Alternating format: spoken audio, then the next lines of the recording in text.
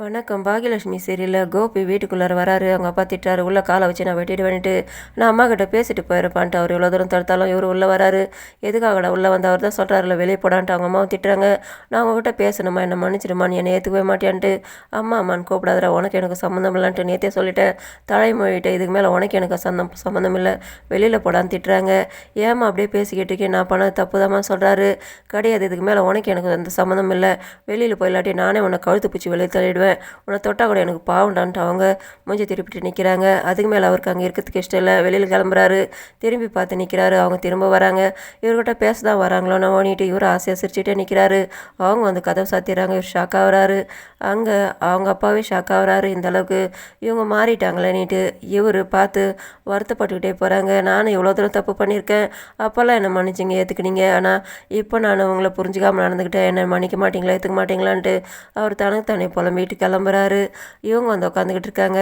ஏமா நீ இந்த அளவுக்கு நடந்துக்கலன்னுட்டு, இல்லைங்க அவன் எப்போ இன்னொருத்த கல்யாணம் பண்ணிக்கிறேன்ட்டு போனான்னு அப்போயே நான் அவனை தலைமொழிகி இருக்கணும், அதை விட்டு நான் இவ்வளோ தூரம் இருந்தது தப்பு தான், எப்போயுமே இவன் என்னோடய பையனே கிடையாது, இதுக்கு மேலே என்னோட பேச்சை வேணாம், என்றைக்குமே இவனை நான் நினைக்கவும் மாட்டேன், இந்த ஜென்மத்தில் அவனுக்கு எனக்கு சம்மந்தம் இல்லை, நான் இனிமேல் இப்படி தான் இருக்க போகிறேன்ட்டு அவங்க திட்டிட்டு உள்ளே போய்ட்றாங்க. தாத்தா முழிக்கிறாரு.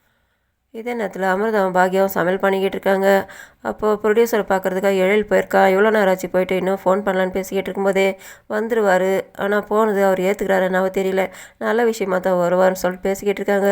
நேரத்தில் எழில வந்து நிற்கிறாரு. காப்பி குடியான்னு கேட்குறாங்க. வேணாமான்ட்டு சரி ப்ரொடியூசரை பார்த்தேன் சொன்னோன்னே போனோமா பார்த்தேன், ஆனால் அவர் நான் கதை சொல்ல போனேன் ஏற்றுக்கலாமா, கதை கூட கேட்கல, அவர் 2-3 தடவை டைம் கொடுத்து கூட என்னால் போக முடியல பாட்டியாரோ விஷயத்தால், அதனால் அவர் என்னோடய கதையை கேட்க மாட்டேன்ட்டார், படமும் எடுக்க மாட்டேன்ட்டார், எனக்கு நம்பிக்கையே போடுச்சுமான்ட்டு இவர் வருத்தப்படுறாரு. நான் எவ்வளோ தூரம் கதை எழுதி வச்சு நம்பிக்கையோடு போனேன், ஆனால் அவர் சொன்ன நேரத்துக்கு என்னால் போக முடியல, நானும் ஆசையாக தான் இருந்தேன், நான் போய் சொல்லி ஏற்றுக்கல, இதுக்கு மேலே அவர் எதுவுமே செய்கிறது வேணாம்னு சொல்லிட்டார், அதனால் எனக்கு நம்பிக்கையே போடுச்சுமா, நான் தோற்றுருப்பான்ட்டு இவர் வருத்தப்படுறாரு. அதை கேட்டு இவங்க 2 பேர் ஷாக் ஆகுறாங்க. இவர் இல்லைன்னா வேற ஒருத்தர் ஆகுதுன்னுட்டு, இல்லைம்மா எனக்கு இதுக்கு மேலே நம்பிக்கை கிடையாது, இதெல்லாம் தூக்கி போட்டுட்டு நான் அடுத்த வேலையை பார்க்கலான்ட்டு இவர் வெறுப்பாக உள்ளே போய்ட்றாரு. பாக்யா ஷாக் ஆகுறாங்க. சாயங்காலம் ஆகுது. இனியாவோட ஃப்ரெண்டுங்க கூட நின்று பேசிக்கிட்டு இருக்காங்க. அதில் என்ன பண்ண போகிறோம், நாளைக்கு சனிக்கிழமை என்ன பண்ண போகிறோம்லாம் ஒருத்தர் பேசிக்கிட்டு இருக்காங்க. அதே நேரத்தில் நானும் வீட்டில் தான் இருப்பேன்ட்டு இனியா சொல்கிறாங்க. மற்றவங்களாம் ஒருத்தரும் வெளியில் போகிறோன்னு பேசிக்கிட்டு இருக்காங்க. அதில் ஒருத்தர் மட்டும் சொல்கிறாங்க, எங்கள் வீட்டில் ஃபங்க்ஷன் இருக்குது, எல்லோரும் வரணும்னுட்டு. இனியா வரமாட்டேன்றாங்க. ஏன் வரமாட்டேன், நாங்களாம் வரமா நீ வரமாட்டேன்ட்டு எங்கள் வீட்டில் அனுப்ப மாட்டாங்கன்றாங்க.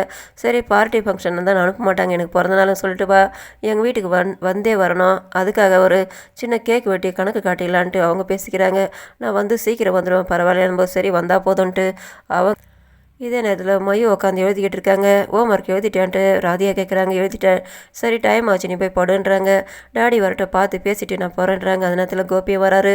ஏம்மா நீ இன்னும் தூங்கலையான்ட்டு, நீங்கள் வருவீங்களோ இல்லையோன்ட்டு நான் உட்காந்துட்டு தான் டாடி, நான் உங்களை பார்த்து பேசிட்டு தான் போய் தூங்கணுன்னுட்டு இருந்தேன்ட்டு, ஹோட்டலில் கொஞ்சம் வேலை ஜாஸ்திமா, அதனால தான் வரத்துக்கு லேட் ஆகிடுச்சு, நீ இங்கே இருக்கும்போது நான் எப்படிமா வராமல் போவேன், சரிம்மா நீ படுத்துக்கிட்டு அனுப்பி வச்சுட்டாரு. அதுக்கப்புறம் ராதிகா கேட்குறாங்க எதுக்காக அவ்வளோ கஷ்டப்படுத்துகிறேன்னுட்டு, எனக்கு நீ ஆர்டர் போடாது, எப்போ வரணும் போகணுன்ட்டு எனக்கு தெரியுன்ட்டு இவர் சொல்கிறாரு. இவங்க சொல்கிறாங்க, நீங்கள் நினச்ச மாதிரி எங்கள் அம்மா வீட்டு விட்டு வெளியில் போயிட்டாங்கன்ட்டு. அதுக்கு அவர் கண்டுக்கல. அப்போ சொல்கிறாங்க இவங்க, நீங்கள் உங்கள் அம்மா ஜெயிலுக்கு போனாங்க மட்டும் வருத்தப்படுறீங்களே, ஆனால் மையவை கூட்டிகிட்டு போயிட்டு அங்கே சாட்சி சொல்ல வச்சாங்களா, அது மட்டும் சரியான்ட்டு கேட்குறாங்க இவங்க. அதில் என்ன தப்பு, நீங்கள் பொய் புகார் கொடுத்து அங்கே பழி போட்டு ஜெயிலுக்கு அனுப்புனீங்க, அது உண்மையை நிரூபிக்கிறதுக்காக தானே மையவை கூட்டிகிட்டு வந்து, அதில் என்ன தப்புன்ட்டு இவர் கேட்குறாரு. அதை கேட்டது ராதிகா ஷாக் ஆகுறாங்க. இதோட முடியுது. நன்றி, வணக்கம்.